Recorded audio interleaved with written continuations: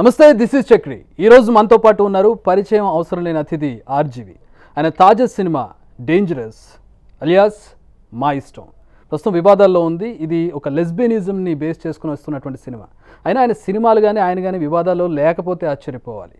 మరి ఏంటి వివాదం, ఆ సినిమా గురించి విశేషాలు ఏంటి, ఆర్జీవిని అడుగుదాం. సో వెల్కమ్ రామ్ గోపాల్ వర్మ గారు. ఎస్, మీది సినిమాలోకి వెళ్ళే ముందు మీ బర్త్డే. Thank you. నేను నేను చెప్పకముందు చెప్పేశారు. ఇదప్పుడే థ్యాంక్ యూ అంటే మళ్ళీ అది వినాల్సిన అవసరం తప్పుతుంది అని నా కోరిక, నా చిన్న ఆశ. మీరు విషెస్ తీసుకోరు కానీ ఎంజాయ్ మాత్రం చేస్తారు బర్త్డే పేరు చెప్పుకొని. డిపెండింగ్ ఆన్ హూజ్ విషింగ్, ఎవరు విష్ చేస్తున్నారు అన్న దాని మీద. ఇదే ప్లేస్లో ఒక అమ్మాయి విష్ చేస్తే 100% వెరీ హ్యాపీగా. నేను విష్ చేశాను కాబట్టి కొంచెం బాధపడతాను. సో ఎందుకు సార్ అంత నెగిటివిటీ మీకు బర్త్డే అంటే? బర్త్డే నాకు టూ కౌంట్స్లో నా ప్రాబ్లం అది. ఒక కౌంట్ ఏంటంటే ఎన్నో జీవరాశులు పుడతా ఉంటాయి and me birth is nothing do with you. Me parents had sex and not with a specific మీకే ఇవ్వాలి నాకే ఇవ్వాలి అన్న ఉద్దేశంతో పెట్టుకుని అయితే పుట్ట అయితే that's an act of nature, natural your accident is an act of nature. You know, దానికి నేను పుట్టినరోజు ఏదో ప్రపంచం ఏదో అయిపోయిందని మీరు ఫీల్ అయిపోయి యూనో దానికి అంత. సో అక్కడ ఏంటంటే 90% ఆఫ్ ద పీపుల్ ఫెయిల్యూర్స్ ఉంటారు లైఫ్లో. వాళ్ళని ఎవరు గుర్తించుకోరు, పట్టించుకోరు, ఎవ్వరు పట్టించుకోరు. కానీ వాళ్ళు కూడా ఒక్కరు రేపున హ్యాపీ బర్త్డే అంటే నలుగురు పట్టించుకుంటారు. 5గురిలో ఒక 20 మంది చెప్తారు. ఆడికి ఆ రోజు హ్యాపీగా ఒక కింగ్ లాగా ఫీల్ అవుతాడు. నెక్స్ట్ డే లెగ్గానే మళ్ళీ మామూలు అంత. ఆ రోజు కూడా మామూలుగానే. కరెక్ట్. అది ఒక పార్ట్. రెండో పార్ట్లో నాకు బర్త్డే ఎందుకు ఇస్తున్నాను అంటే ప్రతి బర్త్డే మిమ్మల్ని చావుకు దగ్గరగా తెస్తానని గుర్తు చేస్తుంది. మీరు ఇంకా వయసు అయిపోయింది మళ్ళీ ఇంకో అయిపోయింది ఇంకోను అని అదొకటే. ఈ రెండింటి మళ్ళీ నాకు బర్త్డే అంటే అంత ఇష్టం ఉండదు. సో ఈరోజు ఒక ఇయర్ అయిపోయింది, కొంచెం బాధగా గడిచిపోవాలా, ఇయర్ చావుకు దగ్గరకు వచ్చా. అది అలా చూస్తారు. బాధగా ఉందేమో, కొంచెం దిగులుగా, కొంచెం బాధగా. కానీ ఒక నెపం పెట్టుకుని ఎంజాయ్ చేస్తారేమో జనాలు అందరూ మామూలుగా బర్త్డే అనేది. ఎందుకంటే ఇప్పుడు అంటే పర్సనల్ ఆస్పెక్ట్లో బర్త్డేకి అనేక సెలబ్రేషన్ ఉంటుంది కదా. ఏదో రాముడు పుట్టినరోజు, శ్రీరామనవమి, లేకపోతే ఇంకెవరో ఏదో చేసిన రోజు, శివుడు ఎవరినో చంపిన రోజు కన్నా నేను పుట్టిన రోజు అంటే ఇంక అంతగానే ఈగోకి మసాజ్ ఏముంటుంది, ఇంకా ఈగోకి మసాజ్ అంతే. సో మూవీ విషయానికి వద్దాం. ఏం డేంజరస్ నుంచి మా ఇష్టంకి మారింది? అది basically I wanted different title everywhere. So తమిళ్లో ప్రేమి అని పెట్టాం ట్రాన్స్లేషన్లో, డేంజరస్ ఖతరా అని హిందీలో, అండ్ ఇక్కడ. So basically just to give it an identity difference అంతే.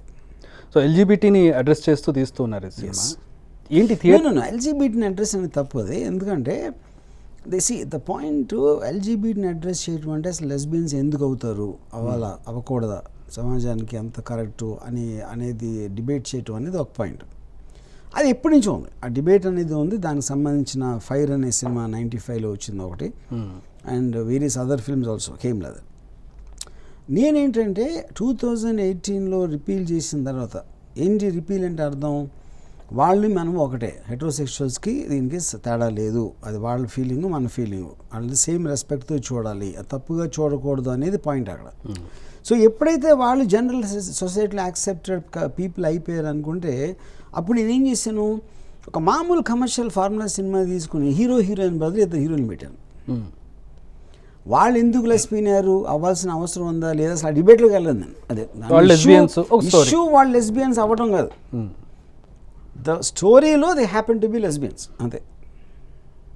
మరి ఇప్పుడు థియేటర్స్తో గొడవ ఏంటి? ఇప్పుడు మీరు రేజ్ చేసే ఇష్యూ ఏంటంటే ఎల్జీబీటీకి అగేనెస్ట్గా వెళ్తూ ఉన్నాయి 2 థియేటర్స్, ఐనాక్స్ కావచ్చు, రెండింటి మీద మీరు ట్వీట్స్ అంటే. ఇప్పుడు ఇక్కడ పాయింట్ ఏంటంటే, ఇప్పుడు ఇలాంటిది ఎవరు పబ్లిక్గా చెప్పరు ఎందుకని. థియేటర్స్లో మీకు సెన్సార్ అయిన సినిమా వాళ్ళకి ఉండాల్సిన డబ్బు, వాట్ ఎవర్ దోస్ ఆబ్లిగేషన్స్ కట్టినప్పుడు they have to screen every film. You know, ఈ particular film they are not committing. ఏది డైరెక్ట్గా చెప్పట్లా, ఇంటర్నల్గా వాళ్ళు మాట్లాడుకుంటున్న దాంట్లో నుంచి వచ్చిన సోర్స్ ఆఫ్ ఇన్ఫర్మేషన్ నాకు ఇది. ఎందుకంటే ఇది ఇలాంటిది ఒఫిషియల్గా ఇంపాసిబుల్ అది ఇవ్వటం, బికాజ్ ఒఫిషియల్గా ఇస్తే కనుక ఇది కంటెంప్ట్ ఆఫ్ కోర్ట్, ఒక పబ్లిక్ ఇన్స్టిట్యూషన్.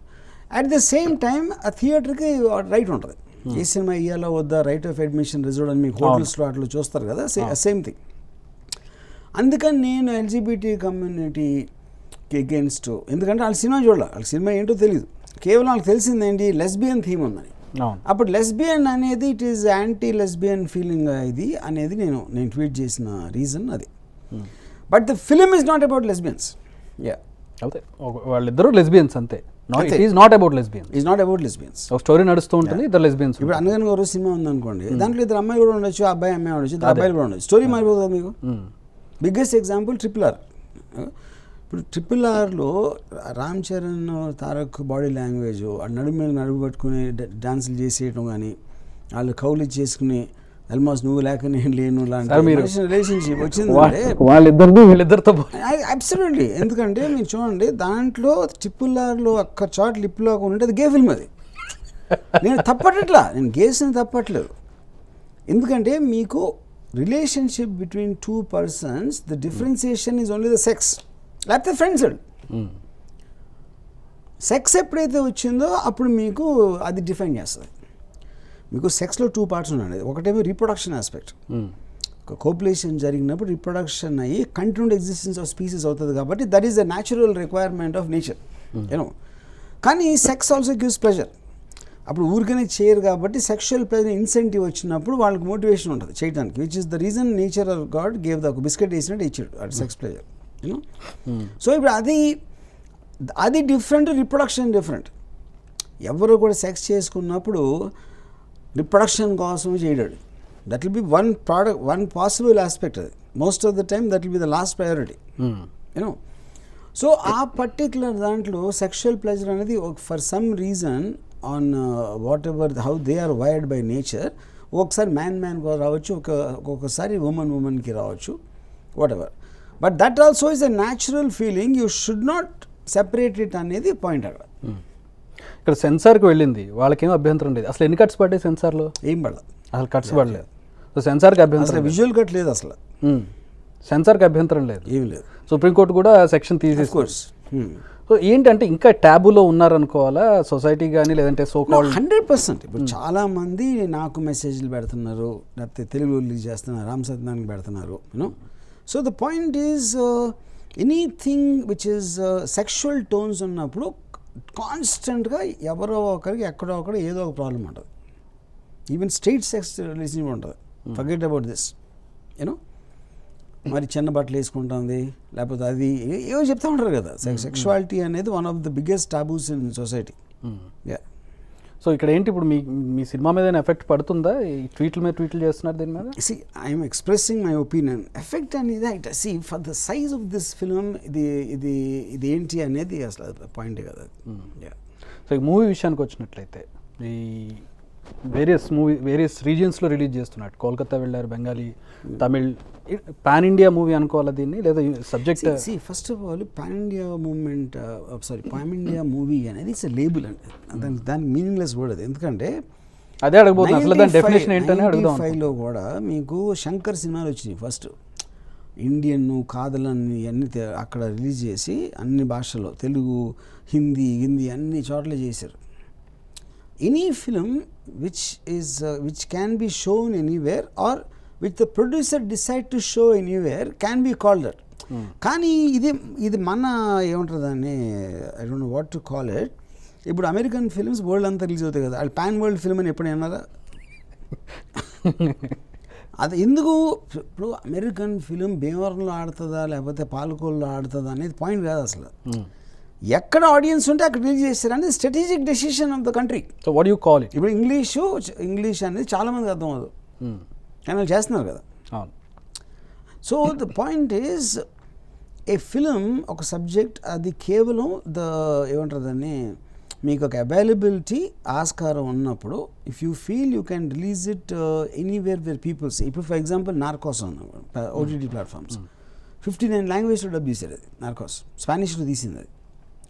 అది చూస్తారా అంటే దాంట్లో నచ్చింది. ఒకళ్ళు నార్కోస్ చూడొచ్చు, ఇంకోళ్ళు చూడకపోవచ్చు, ఇంకోళ్ళు తక్కువ చూడొచ్చు, ఇంకా చాలా ఎక్కువ చూడొచ్చు. అది అన్ని సినిమాలకి వర్తిస్తుంది. సో ఇక మీరు ఇప్పటిదాకా ఓటీటీలు ఏటీటీలు అని చేస్తూ ఉన్నారు, మళ్ళీ ఇప్పుడు థియేటర్లకి ఎందుకు ఆప్ట్ అవ్వడం? అక్కడ ఏంటంటే ఓటీటీలు ఎందుకన్నా ఆ టైంలో కోవిడ్ సిచ్యువేషన్ టైంలో ఫేజ్లో అసలు థియేటర్స్ వస్తాయి, ఎప్పుడు వస్తాయి, ఎలా ఆపరేట్ అవుతాయి అనే అన్సర్టనిటీలో ఉన్నప్పుడు మనకు ఒక ఆప్షనల్ ప్లాట్ఫామ్ ఉంది కాబట్టి ఓటీటీస్ అన్నాం. ఇప్పుడు థియేటర్స్ ఓపెన్ ఎయిర్ నార్మల్గా రెగ్యులేట్ అవుతున్నాయి and we also got censor certificates, why not going to theatres అనేది డెసిషన్. ఇదే విషయం మీద మనం మాట్లాడుకున్నాం కూడా, అంటే ఫ్యూచర్ ఈజ్ ఓటీటీ అని, థియేటర్స్ కొంచెం సైడ్కి వెళ్ళిపోయే అవకాశం ఉంది, మొత్తం డౌన్ అయిపోయే అవకాశం అని మాట్లాడుకున్నాం. But it's not happening. That's what I'm saying.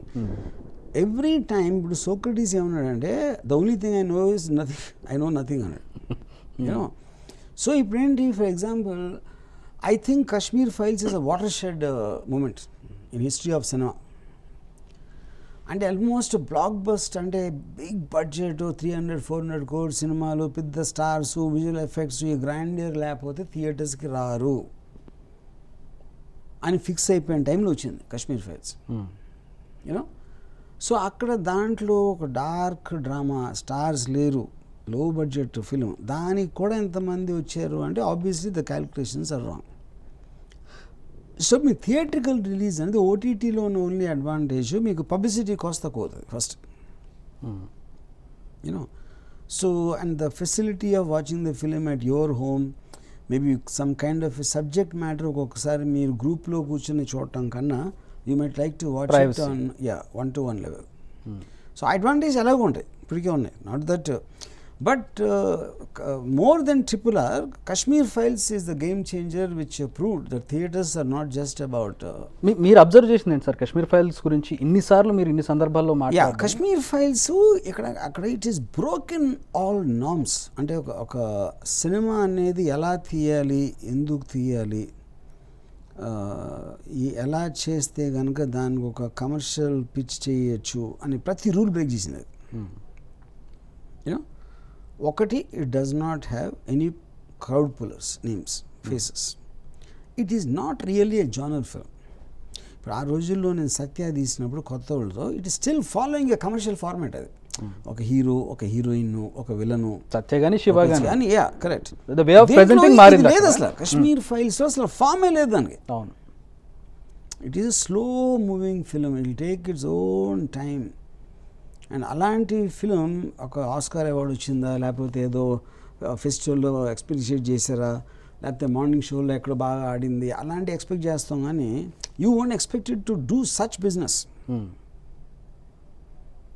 ఇవాళ ఆల్మోస్ట్ మీరు ఓన్లీ హిందీ మార్కెట్లో చూసుకుంటే RRR లాగా చేసింది అది, which is unheard of. And Kashmir files రాకముందు నాకు తెలిసి సినిమా చరిత్రలో అలా.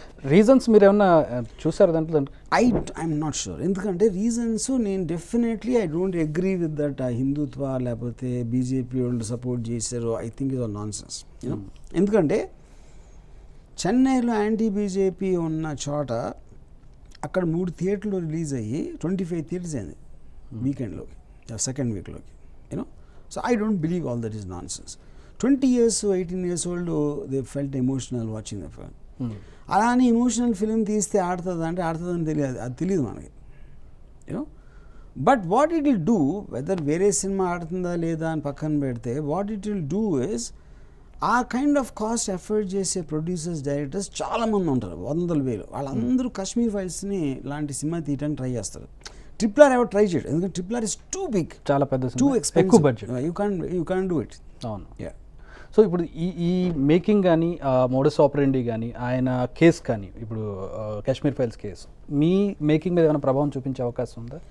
మేకింగ్ ఐఎమ్ నాట్ షూర్, కానీ that is the beauty of Kashmir files. అది మేకింగ్ పాయింట్ కాదు, ఎనీ ఫిలిం ఆడచ్చు, దానికి లక్కున్నా మనం అనుకుంటే విషయం ఉందంటే అది ప్రూవ్ చేసింది. కశ్మీర్ ఫైల్స్ లాగా తీస్తే ఆడుతుంది అనేది పాయింట్ కాదు. అక్కడ జనాలకి నచ్చితే ఇలాంటి బడ్జెట్లో, ఇలాంటి కాస్టింగ్లో ఎంత రియలిస్టిక్ ఫిలిం, స్లో ఫిలిం తీసినా ఆడుతుంది అనేది మెసేజ్ వెళ్తుంది. ఎందుకు నచ్చిందనే రీజన్ తెలీదు. అదే అండి, ఎవడికి నచ్చింది, ఎవడికి నచ్చిన. ఫర్ ఎగ్జాంపుల్ నాకు చాలా పెద్ద ఫేమస్ ఇండస్ట్రీ పర్సన్ ఫ్యాంటాస్టిక్గా ఉంది కశ్మీర్ ఫైల్స్, చూసాను, ఎక్స్ట్రాడనరీగా ఉంది అన్నాడు. అంటే అన్నాను, సరే ఇప్పుడు మీరు ఒకవేళ సినిమా రిలీజ్ అవ్వకముందు మీరు చూసుంటే ఆల్ ఇండియా డిస్ట్రిబ్యూషన్ రైట్స్ 10 కోట్లు కొనివరా మీరు అన్న. నో అన్నాడు. అది పాయింట్. మీకు సక్సెస్ అని తెలిసిపోయింది కాబట్టి మీరు దాన్ని ప్యాటర్నైజ్ చేస్తున్నారు. చాలా బాగుంది, బాగా ఎమోషనల్గా తీశారు, అది ఇది అంటున్నారు. ప్రాబ్లం అక్కడ సినిమా బాగుందా లేదా కాదు. ఇప్పుడు షిండ్లర్స్ లిస్ట్ ఉంది. Schindler's list will have a limited connection compare to Jurassic park, రెండు స్టీవెన్ స్పీల్బర్గ్ సినిమాలు. But this is in the zone of Schindler's list, it collected bigger than Jurassic park. That is a shocker. మీరు ఎప్పుడైనా కూడా big budget films spectacle మీద count చేస్తారు. అది ఇప్పుడు fast and furious ఉంది, లేకపోతే అఫ్ కోర్స్ RRR, బాహుబలి 2, ఈ కైండ్ ఆఫ్ ఏ మెగా బడ్జెట్లతో తీసిన సినిమాలకు అంత నంబర్స్ వస్తాయి కానీ it can't come for something like Kashmir files. Obviously, అంటే ఈవెన్ మీరు అన్నట్టు సినిమా ముందు చూస్తే దాన్ని ఎవరు కొనేవాళ్ళు కూడా కాదేమో. Maybe mouth publicity, obviously something, mouth publicity is the most obvious thing for that to happen. Can mouth publicity also ee range lo avvatam anedi, see 250 crores theatrical గా చేయడం అనేది అసలు ఇంపాసిబుల్ థింగ్. సో RRR విషయానికి వచ్చినట్లయితే ఇప్పుడు మీరు RRRని కూడా పొగిడారు. సో ఏంటి ఈ రెండింటి మధ్యలో ఎట్లా కంపేర్ చేస్తారు? I think it's not correct. ఎందుకంటే ఇప్పుడు RRR is a spectacle film, it just awesome. I feel it is ఇప్పుడు ఒకటి రామ్ చరణ్, తారక్ స్క్రీన్ ప్రెజెన్స్, వాళ్ళ పర్ఫార్మెన్స్ కానీ అడాషియస్ సీన్స్, అంటే ఒక యానిమల్స్ వచ్చేసి ఒక బ్యాటిల్లో ఇన్వాల్వ్ చేసి దాన్ని ఇమాజిన్ చేసి ఎగ్జిక్యూట్ చేయగలటం అనేది at least 4-5 sequences I don't even remember if I saw in Hollywood.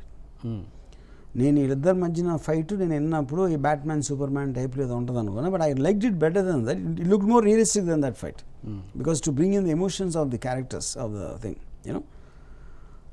And yes, it's a very, అంటే ఒక చందమామ కథ లాంటిది, which is what all big budget films, అంటే బిగ్ టికెట్ ఫిల్మ్స్ ఏమైతే మనం అంటాం, మ్యాసివ్ చిల్డ్రన్ చూసి వీళ్ళు చూసి వాళ్ళు చూసి అలాంటి సినిమాలు ఎప్పుడు కూడా మీకు కొంచెం చిల్డ్రన్ ఆస్పెక్ట్లో ఉంటుంది. ఒక అమర చిత్ర కథ, కామిక్ బుక్, గ్రాఫిక్ నావెల్స్, 300 ఇలాంటి ఆస్పెక్ట్స్లో ఉంటాయి. Larger than life, yeah correct.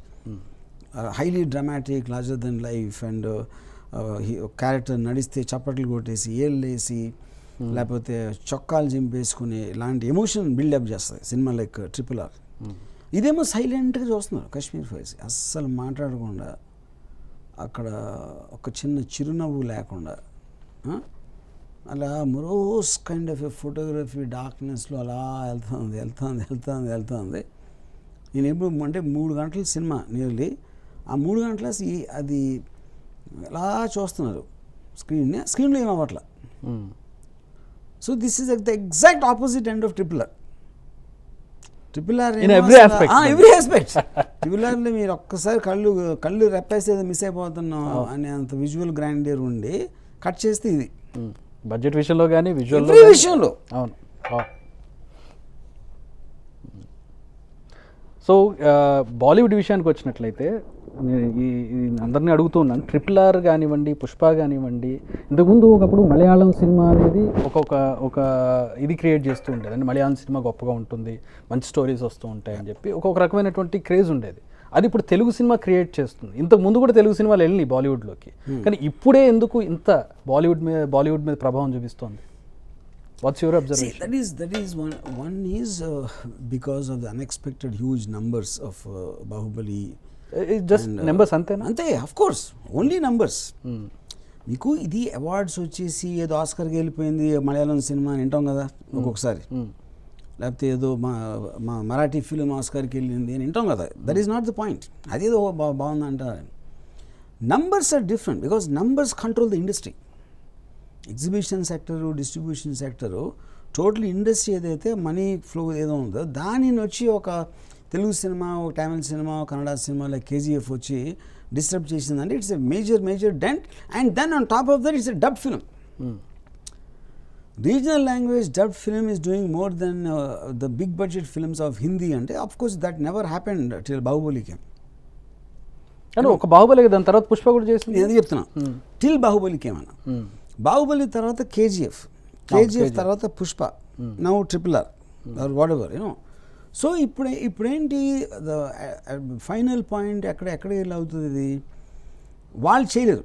ఎందుకంటే ఈ కైండ్ తెలుగు తమిళ్ కమర్షియల్ డైరెక్టర్స్కి ఉండే మైండ్ సెట్ హిందీ డైరెక్టర్స్కి ఇంపాసిబుల్. ఎందుకంటే they all born live in between Bandra and south Bombay. ఆ లోకం అంతా అదొకటే. మోస్ట్ కమర్షియల్ డైరెక్టర్స్ తెలుగులో they are rooted, they are very connected to the so called mass audience. వాళ్ళంతా మంచి మంచి బట్టలు వేసుకుని ఇంగ్లీష్లో మాట్లాడుతూ తిరుగుతూ ఉంటారు. అక్కడ ఏమన్నా వస్తే ఫ్యూచర్లో నార్త్ ఢిల్లీ, యూపీ అక్కడి నుంచి రావచ్చు కమర్షియల్ డైరెక్టర్స్. బాంబేలో పుట్టి పెరిగిన వాళ్ళు చాలా కష్టం ఆ కైండ్ ఆఫ్ ఏ సినిమాలని కమర్షియల్గా తీయటం. మేబీ వెక్స్ అయిపోయారు అనుకోవచ్చా మసాలా రొటీన్ మొనాటనస్ సినిమాలు చూసి? ఎవరు బాలీవుడ్ సో కాల్డ్ అంటే ఇప్పుడు ఎవరైతే మెచ్చుకుంటారు వెక్స్ అయిపోయా, నేను అది చెప్తున్నా. వాళ్ళకి తెలియదు అంటున్నా. You have to understand one thing. ఇప్పుడు 70s 80sలో యాక్చువల్గా commercial cinema of south Amitabh Bachchan సినిమాల కాపీ కూడా వచ్చింది. రజనీకాంత్ గారు కానీ, చిరంజీవి గారు కానీ, ఎన్టీ రామారావు గారు వీళ్ళందరూ కూడా రీమేక్స్ చేశారు హిందీ సినిమాని. Manmohan Desai, Prakash Mehra kind of a commercial directors నుంచి తీసుకున్నారు ఆ టైంలో. 90sకి వచ్చేసరికి ఒక మ్యూజిక్ కంపెనీస్ వచ్చినాయి. మ్యూజిక్ అంటే చాలా పెద్ద మార్కెట్, ఆల్మోస్ట్ సినిమా కలెక్ట్ చేసిన దానికన్నా ఎక్కువ మ్యూజిక్లో వచ్చేది. అప్పుడు వాళ్ళు మ్యూజిక్ వీడియోస్ చేయడానికి సినిమాని మ్యూజిక్ వెహికల్స్ లాగా పెట్టారు. అప్పుడు హమ్ ఆప్కే కౌను లేకపోతే మైనే ప్యార్ కియా ఇలాంటి సినిమాలు వచ్చినప్పుడు మొత్తం ప్రొడక్షన్ హౌసెస్ అన్నీ టిప్స్, టైమ్ ఆడియో వీళ్ళు చేశారు, వీనస్ ఈ కంపెనీస్. దాంట్లోంచి ఆమిర్, షారూక్ ఇలాంటి వాళ్ళు వచ్చారు. వాళ్ళు అప్పుడు మానేశారు. మసాలా హీరో ఎంట్రీ స్లో మోషన్లో అనే సినిమాలు వాళ్ళు మానేశారు తీయటం ఆ టైంలో, ఎర్లీ 90sలో. ఇక్కడ కంటిన్యూ చేశారు తెలుగులో కానీ తమిళ్లో కానీ, ఎప్పుడూ మానలా. సేమ్ థింగ్ వాళ్ళు పికప్ చేసిన 70s 80sలో. అందుకని తెలుగు హీరోలకు ఉన్న స్టార్డమ్ వాల్యూ, దేవుళ్ళ చూసే ఆస్పెక్ట్ అనేది సినిమాల వల్ల వచ్చింది, వాళ్ళ మూలం కాదు అది. అవును, సినిమాలకు అంత బిల్డప్ ఇచ్చి బ్యాక్గ్రౌండ్ మ్యూజిక్ పెట్టి, మేకప్ పెట్టి, కెమెరా యాంగిల్స్ పెట్టి చేస్తున్నారు కాబట్టి వచ్చింది అది. అక్కడ వాళ్ళు మానేశారు అది. తర్వాత ఫస్ట్ టైము గజనీ సినిమా ఆడినప్పుడు ఫస్ట్ వేకప్ కాల్ వచ్చింది. ఇది ఇలాంటి సినిమా ఎందుకు ఆడింది అక్కడ అని. Same thing goes to Wanted, Pokiri remake. కానీ ఒక వార్నింగ్ కాల్ ఏమి వచ్చిందంటే, Telugu Tamil dubbed films Hindi satellite కోసం they are buying it at prices of 18 crores, 20 crores, 25 crores అనేది ఫస్ట్ షాక్. ఎవరు వీళ్ళు వాళ్ళు తెలియదు, వాళ్ళు ఎవరు కూడా తెలియదు. శాటిలైట్ రైట్స్, మళ్ళీ శాటిలైట్ రైట్స్ అదే సోనీలో వాళ్ళు ఎవరో తెలియదు. మ్యాక్స్ లో తెలుగు సినిమాలు డబ్బింగ్ నేను నా దాంట్లో ఫస్ట్ టైం నేను ఈ హీరోయిన్స్ యంగ్ అమ్మాయిలతో వాళ్ళేమో రవితేజ అంటారు, ప్రభాస్ అంటాడు, అది నాకు షాక్ అయిపోయాడు. వీళ్ళకి అదే తెలుసు అని. ఎందుకంటే నేను ఎప్పుడు చూడలేదు, నాలాగే ఎవరు చూడాల బాలీవుడ్లో. లేటర్ ఇది అయిపోయిన తర్వాత ఒక పర్టికులర్ స్టేజ్లో వెన్ దే రియలైజ్ ఆ టైంలో వచ్చింది బాహుబలి. ఈ మధ్యలో కరణ్ జోహర్ ఇంటర్వ్యూలో ఆ హ్యూజ్ మార్కెట్ మేము చూడలేదు, మాకు తెలియదు అసలు ఉన్నారని తెలియదు. సో ఇప్పుడు తారక్కి అంటే నేను ఉదాహరణ చెప్తున్నా, 20 crores శాటిలైట్ మార్కెట్ ఉంది అంటే దాని అర్థం ఏంటి, 20 crores వర్త్ ఉందని అని వాడు అనుకున్నాడంటే, ఎవడు శాటిలైట్ వాడు కొనేవాడు, వాడు అట్లీస్ట్ ఒక 10-15 crores మార్జిన్ పెట్టుకుంటాడు కదా ప్రాఫిట్ దానిపైన. టోటల్గా 35 crores రైజ్ చేసే కెపాసిటీ తారక్ ఉందని అర్థం కదా అది. ఏది ఒక మామూలు సినిమా నేను చెప్పేది, ఇక్కడ వాడేసి సినిమా మామూలు సినిమా, నాట్ లైక్ ట్రిపుల్ ఆర్లో 1/10 బడ్జెట్ దానికి 35 crores ఉంటే అప్పుడు ట్రిపుల్ ఆర్ ఎంత ఉన్నది. So that was the first indication of the thing that there is an అంటే invisible market, invisible to Bollywood. ఇప్పుడు రాజమౌళి గారి గురించి మాట్లాడితే, ఆయన సినిమా తీయడం ఒక ఎత్తు అండ్ మార్కెటింగ్ చేయడం కూడా ఒకటి కనపడుతుంది ఆయన దాంట్లో. అదేమన్నా అబ్జర్వ్ చేశారా మీరు? నా honest opinion, Rajamouli least market చేస్తాడు ఎందుకంటే మనకు అంత పెద్ద సినిమా మనలో ఇంట్రెస్ట్ ఉంటుంది కాబట్టి మనం ఏం చేసినా చూస్తూ ఉంటాం. ఆడిది ఇంటర్వ్యూకి వెళ్ళారా, ఏది చిన్న ట్వీట్ పెట్టాడా, ఇది పెట్టాడా, అది మనకి సినిమాలో ఉన్న ఇంట్రెస్ట్. రాజమౌళి లాంటి డైరెక్టరు తారక్ రామ్ చరణ్ అంతకుముందు బాహుబలి దాన్ని తీసి ఆటోమేటిక్గా వాళ్ళందరికీ ఇంట్రెస్ట్ వచ్చేస్తారు. కానీ రాజమౌళి పర్సనల్గా అసలు పబ్లిసిటీ గురించి ఆలోచించడం నేను నా నమ్మకం. బాహుబలి 2 సినిమా హూ కిల్డ్ కాటప్ప అని ఎవడు చంపాడు ఉన్నా లేకపోయినా అంతే ఓపెనింగ్ తీసుకుంటుంది. కేవలం మనకు మాట్లాడటానికి 1-2 దొరకాలి కాబట్టి దాన్ని పట్టుకుంటాం. కానీ బాగా వర్కౌట్ అయిందిగా. వర్కౌట్ మనకి ఎట్లా తెలుసు అంటున్నా, ఒక్క సెకండ్ అసలు అది లేదనుకోండి, ఊకిల్ కాటప్ప అనేది ఎవడు పట్టించుకోలేదు అనుకోండి, మనకి ఇంటర్వెల్ ట్విస్ట్ ఉంటుంది కదా చాలాసార్లు సినిమా. ఆ క్యూరియాసిటీ ఆ ఇంటర్వెల్లో ఏమింటుంది మారి వస్తాం కొంచెంసేపు. దాని వల్లనే మనం సెకండ్ హాఫ్ వెళ్ళాం. సెకండ్ హాఫ్ ఎలాగో చూస్తాం, మనకి ఇంట్రెస్ట్ ఉంది కాబట్టి. So it is that kind of a thing. అంటే ఆయన కాస్టింగ్ కానివ్వండి, ఇప్పుడు దాంట్లో పెట్టే కాస్టింగ్ కానివ్వండి, ఆయన తిరిగే ఇప్పుడు మీరు పబ్లిసిటీ కోసం ఎట్లా వెళ్తారో ఆయన తిరగడం కానివ్వండి, ఒక వారం రోజులు 2 వారాల పాటు కంటిన్యూగా తిరగడం. నేను ఫెయిర్ అన్నా చేసి. ఇప్పుడు ఫర్ ఎగ్జాంపుల్ బాహుబలి 2కి నాకు తెలిసి దీంట్లో సగం కూడా చేయలేదు. ట్రూ, మేబీ సగం కూడా ఎక్కువ నేను చెప్పేది. So Baahubali 2 took a 40 crore day one in Hindi, only in Hindi I'm saying, you know. So this maybe took some 17-18, నాకు సరిగ్గా గుర్తులేదు. ఇంత పబ్లిసిటీ చేస్తే దానికన్నా తక్కువ తీసుకున్నా, అప్పుడు ఇంకా మార్కెటింగ్ మీనింగ్ ఏంటి? అది ఏదో న్యాచురల్గా దాంట్లో వచ్చిన ఇంట్రెస్ట్ తోటి వచ్చేసింది. ఇప్పుడు Prabhas also is a new person. Okay, Baahubali 1కి తక్కువ వచ్చింది ఓపెనింగ్, అది మేబీ ఆల్రెడీ సూపర్ హిట్ అయింది కాబట్టి బాహుబలి 2కి కరెక్ట్. సో ఐ డోంట్, అంటే ఇంట్రెస్ట్ ఉంటే ఇప్పుడు ఎవ్రీథింగ్ ఈజ్ రిలేటివ్. ఒక సినిమా 400 కోట్లు అవచ్చు, 40 కోట్లు అవచ్చు, 4 కోట్లు అవచ్చు, ఎవ్రీ దానికి దాని పారామీటర్ ఉంటుంది. ఇప్పుడు దాని డైనమిక్స్ దానికి ఉంటాయి, you know. So Rajamouli is a person, he will work a lot on the, కానీ దీన్ని ఎలా ప్రమోట్ చేయాలి, ఎలా చేయాలి దాని మీద అంత తను ఆలోచిస్తాడని నాకు డౌట్. ఏపీలో టికెట్ల విషయానికి వచ్చినట్లయితే టికెట్ రేటు భారీగా పెంచారు, ఇక్కడ పెంచారు, అక్కడ పెంచారు. ఓవరాల్గా అది ఈవెన్ రెవెన్యూ మీద కూడా ఎఫెక్ట్ పడుతుంది. పర్టికులర్గా ఏపీలో టికెట్ల విషయం మీరు కూడా వెళ్ళి మాట్లాడారు మంత్రి గారితో. సో ఏంటి టోటల్ ఎపిసోడ్లో ఇప్పుడున్న కంక్లూజన్ ఎట్లా ఉంది మీకు? See that is definitely was the prime concern for the big films. 100 crore above films దానికి సంబంధించిన కన్సర్న్. ఎనీథింగ్ బిలో 100 crores అనేది నేను రియాక్ట్ అయింది ఏంటంటే, how can the government come between a manufacturer and a, అవును ముందు నుంచి అదొక్కటే నేను మాట్లాడాను. It's not about that, you know. So okay, దాని ఆస్పెక్ట్లో ఇప్పుడు ఏదైతే వాళ్ళు ఇచ్చారు, ఇప్పుడు ఏదైతే పెంచడానికి ఇచ్చారని they are all very happy, including triple R makers. So I think like the English saying was the water finds its own balance. డబ్బులు ఎవరైనా డబ్బులే కదా సార్, డబ్బు ఎవరిదైనా డబ్బే కదా, పెట్టుబడి ఎవరిదైనా పెట్టుబడి కదా, పెద్ద సినిమా అయినా చిన్న సినిమా అయినా కాదు. అది పాయింట్. ఇప్పుడు వాళ్ళు ఇచ్చిన ఏదైతే పెట్టారో ప్రైస్ ప్రతిదానికి, మీరు వంకాయ ఒక రేటు ఉంటుంది, టమాటో ఉంటుంది, మ్యానుఫ్యాక్చర్ ఏం పెడతాడు అప్పుడు ప్రైస్, ఈ టికెట్ ప్రైస్ మీద నా సినిమా నా ప్రోడక్ట్ కొనరు, దీన్ని ఎంతకైనా కొంటారు. ఎందుకు? అది చూడటానికి అట్రాక్టివ్ ఉందా, లేకపోతే దాంట్లో యూజ్ చేసిన మటీరియల్ ఏమన్నా స్పెషలా? మీ దగ్గర వాచ్ ఉంటుంది, వాచ్ మీకు 1000 రూపాయలకి దొరకవచ్చు, 10 లక్షలకు, 1 కోటి రూపాయలు కూడా దొరకవచ్చు. అది మీ స్తోమత బట్టి, దానికి ఉన్న అట్రాక్షన్ బట్టి.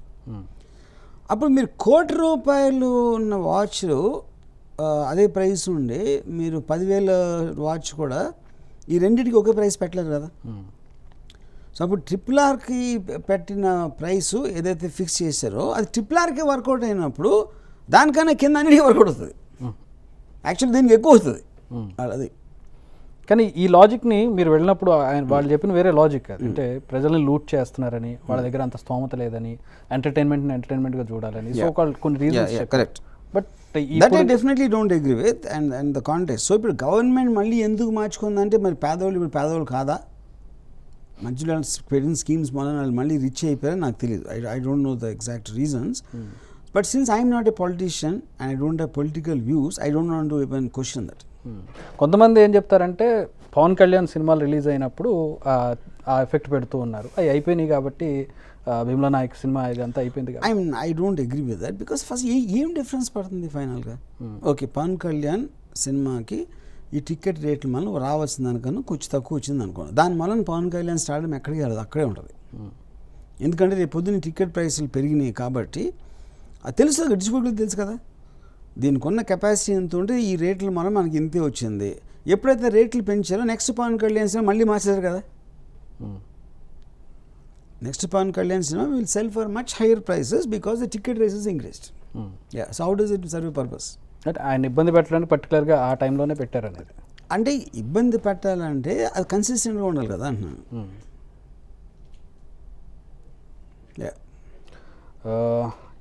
మీది దహనం దాని ట్యాగ్ లైన్ ఉంది, అంటే దహనం starts when crime ends.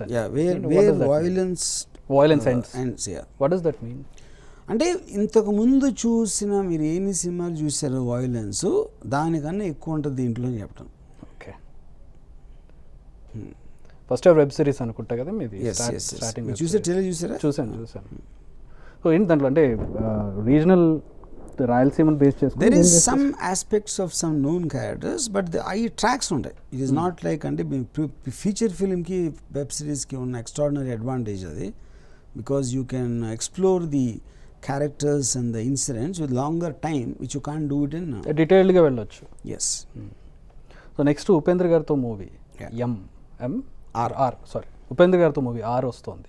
So ఏంటి, వాట్ ఈస్ దట్? అంటే మీరు దావుద్ ఇబ్రహీము, ఈ డి గ్యాంగ్ ఇదే ఎక్కువ అనుకుంటే దానికంటే ఎక్కువ పవర్ఫుల్ గ్యాంగ్స్టర్ అని చెప్తూ ఉన్నారు. So there is one particular person and based on his story. Why Upendra, ఎందుకు ఉపేంద్ర గారిని చూస్ చేస్తారు? because he suits the role. Okay, so ఈ డి గ్యాంగ్ ఎందుకు తీసుకొచ్చారు మధ్యలో? అంటే is it real character? it is real character. he was involved with the D company. Okay, drugs విషయానికి వద్దాం. హైదరాబాద్లో మొన్న డ్రగ్స్ ఇష్యూ జరిగింది, పట్టుకున్నారు. నేను అసలు ఫాలో అవ్వలేదు దాన్ని. ఎందుకంటే నాకు విన్నప్పుడే చాలా చిన్నది అనిపించింది compare to what happen 2-3 years back. దాని తర్వాత నేను ఫాలో కూడా అవ్వలేదు దాన్ని. చిన్నదంటే అంటే డ్రగ్ ఏదైనా అంతే కదా, ఏదైనా మీకు ఇంట్రెస్టింగ్ మ్యాటర్ అన్నప్పుడు దాంట్లో ఉన్న ఒక డైనమిక్స్ ఉండాలి. 2-3 years బ్యాక్ జరిగినప్పుడు ఎంతమంది రవితేజ, పూరి, జగన్, చార్మి, ఇది అది పెట్టి వాళ్ళందరూ ఫోన్లో ఈ నంబర్లో ఒక ఫోన్లో ఉన్న పెద్ద థ్రిల్లర్ చేసింది మీడియా. అది ఇప్పటికీ నడుస్తుంది. దాంతో కంపేర్ చేస్తే అది ఇప్పుడు ఒకవేళ RRR అనుకుంటే ఇదేమో 5D ఫిల్మ్లా ఉన్నారు. ఏం సార్ అసలు మీ ఒపీనియన్ ఏంటి డ్రగ్స్ మీద? ఎందుకు ఇంత భయంకరంగా చూపిస్తున్నారు అని అంటున్నారు కదా, అంత భయంకరం కాదా అది? I don't believe that. ఎందుకంటే ఇక్కడ పాయింట్ మీడియా చూపించడానికి okay, anything which is illegal the government is obligated, the police department and concerned police department is obligated, you know. So ఇప్పుడు ఆల్కహాల్ ఉందనుకోండి, alcohol also is equal dangerous. Cheap liquor is ఇంకా dangerous, you know. కానీ మనకి ఏంటంటే drugs అనేది వినటానికి భయంకరంగా ఉంటుంది. డ్రగ్స్ అని మీరు బ్యాక్గ్రౌండ్ స్కోర్ వేయచ్చు. ఆల్కహాల్కి బ్యాక్గ్రౌండ్ స్కోర్ వేయలేదు, ఎందుకంటే people take it is an accepted thing. Government so ఇప్పుడు చాలా కంట్రీస్లో మీకు రిక్రియేషనల్ డ్రగ్ చేశారు, డ్రగ్స్ని రిక్రియేషనల్ డ్రగ్స్ అని మారియానా, కోకేన్ ఇలాంటివన్నీ. I don't know the exact which ever was legalise అవి చేశారు. సో ఎనీథింగ్ మీకు పబ్లిక్లో ఒక విపరీతమైన పాపులారిటీ ఉన్నది గవర్నమెంట్ బ్యాన్ చేయడం అనేది జరగదు, ఇంపాసిబుల్ అది. కాకపోతే అప్పుడప్పుడు ఇలా రైడ్ చేసి మేము ఉన్నాం చేయకూడదు అని గుర్తు చేయడానికి చేస్తారు, కానీ దాని మూలాన ఏమన్నా అవుతుందని మాత్రం నేను అనుకోను. కానీ చాలా డిస్ట్రక్టివ్ రిజల్ట్స్ ఉంటున్నాయి కదా సార్. అంటే I'm not sure about that. ఎందుకంటే అదే అంటున్నా, డిస్ట్రక్టివ్ రిజల్ట్స్ లేవు అని నేను అంటలేదు, ఆల్కహాల్కి ఈక్వల్గా ఉంటాయి అంటున్నా. Over a period of time ఇది అంతే అంట. సో ఇప్పుడు దానిని మీరు అన్కంట్రోలబుల్గా యూజ్ చేసే ఒకడు ఉంటాడు, కంట్రోల్లో యూజ్ చేసేవాడు ఒకడు ఉంటాడు. ఇప్పుడు ఎంత డిస్ట్రక్టివ్ రిజల్ట్స్ అయినా మీరు ఫర్ ఎగ్జాంపుల్ సెలబ్రిటీస్ ఉన్నారనుకోండి, మోస్ట్ ఆఫ్ ద టైమ్ సెలబ్రిటీస్ని ఎందుకంటే మీకు మీడియా ఇంట్రెస్ట్ ఎప్పుడు ఉంటుంది, సెలబ్రిటీస్ ఉన్నప్పుడు ఎక్కువ ఉంటుంది. మామూలు అయితే అప్పుడు పట్టించుకోడు. ఇప్పుడు దీంట్లో నిహారిక లేకపోతే ఫలానా పొలిటీషియన్ కొడుకు ఫలానా వీళ్ళు లేకపోతే ఎవరినో పట్టించుకుంటారా? మన బాంబేలో జరిగిన దాంట్లో షారూక్ ఖాన్ కొడుకు లేకపోతే ఎవరు అసలు 1 day కూడా ఉండదు. కానీ మీరు గమనించారో లేదో, ఇష్యూస్ మొత్తం ఎప్పుడైనా సరే కాన్సిడెంట్స్ కావచ్చు, అది ఇంకోటి కావచ్చు, ఒక ఇష్యూ డ్రగ్ ఇష్యూ వచ్చినప్పుడు అందులో ఏదో ఒక సందర్భంలో సెలబ్రిటీ ఉంటారు, సెలబ్రిటీనో సమ్ నోన్ పర్సన్ ఎవరో ఉంటారు. కాదు ఉండటం అంటే అదే అన్నా నేను, మీరు ఒక అది ఎవరో కావాలని చేస్తున్నారని నేను చెప్పట్లా. కానీ సెలబ్రిటీలు వెళ్తారు కదా, పబ్బులకి వెళ్తారు, ఎక్కడికి వెళ్తారు, ఏదో పార్టీలకు వెళ్తారు. ఫర్ ఎగ్జాంపుల్ షారూక్ ఖాన్ కేసులో ఏదో షిప్లో క్రూజ్లో ఒక ఈవెంట్ ఏదో ఆర్గనైజ్ చేశారు, దానికి వెళ్ళాడు, యూనో. కానీ వాడు ఉన్నాడు కాబట్టి మొత్తం కెమెరాలు అక్కడ ఉంటాయి. ఇప్పుడు మొత్తం 1.5 months నాన్ స్టాప్ కవరేజ్ ఇచ్చి షారూక్ ఖాన్ కొడుక్కి, తర్వాత ఫైనల్గా జడ్జి ఏమన్నాడు, అసలు ఇందులో ఏం లేదన్నాడు. అసలు ఆడి దగ్గర లేదు, ఆడి ఫ్రెండ్ దగ్గర లేదు, ఎవరి దగ్గర లేదు. అది జడ్జి చెప్తేనే కదా సార్ తెలిసి. అది చెప్తున్నా, that is what the whole point is. అప్పుడేంటి, police also enjoying the publicity. మా ఫేస్ మా రోజు వచ్చేస్తా, నేను మాట్లాడుతున్నా, ఆయన ఏమో కోర్టులో ఏమంటుందని that forgot his name, officer కోర్టులో